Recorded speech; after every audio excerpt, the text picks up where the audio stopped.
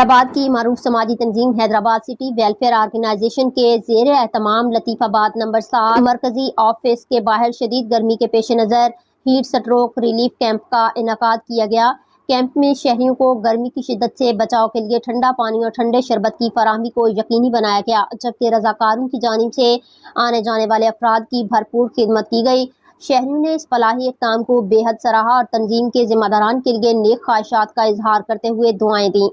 इस मौका पर हैदराबाद सिटी वेलफेयर ऑर्गेनाइजेशन के सदर असलम खान देसवाली ने मीडिया से गुफ्तगू करते हुए कहा कि मौजूदा शदीद गर्मी में आवाम की खिदमत हम सब की मुश्तरका जिम्मेदारी है।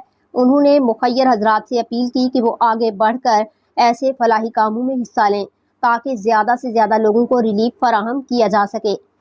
उन्होंने मजीद कहा कि तंजीम की जानिब से आइंदा भी शहर के मुख्तलिफ इलाकों में ऐसे कैंप्स का इनकाद जारी रखा जाएगा ताकि शहरियों को गर्मी की शिद्दत से महफूज रखने में मदद मिल सके।